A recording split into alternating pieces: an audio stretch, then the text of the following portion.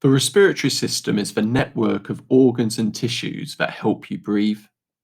It includes your airways, lungs, and blood vessels.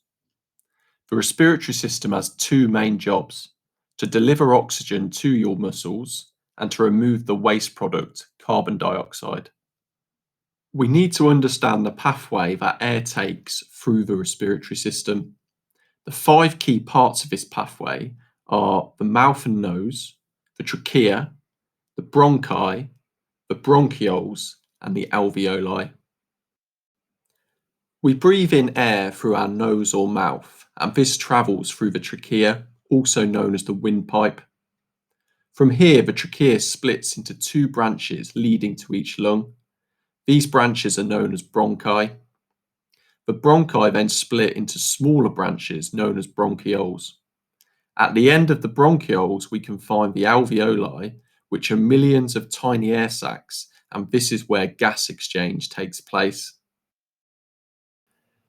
The diaphragm and the intercostal muscles are responsible for ensuring that we breathe.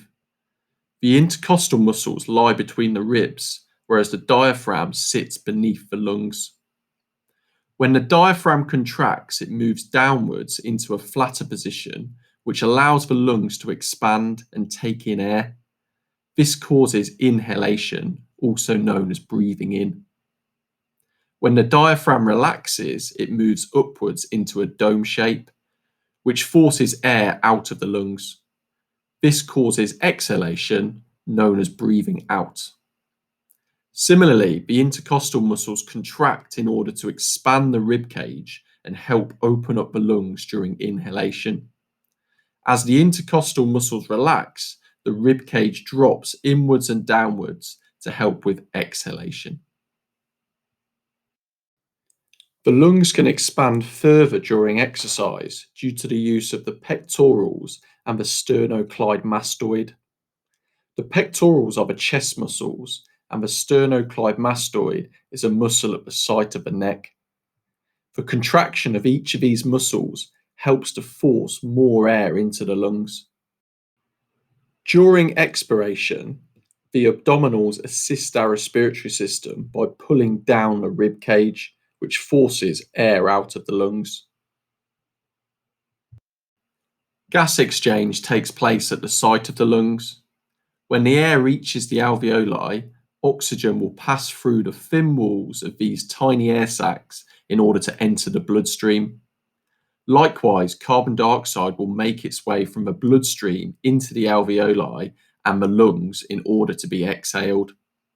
The alveoli are surrounded by capillaries to make it possible for the air to move between the lungs and the bloodstream. Gas exchange takes place due to diffusion.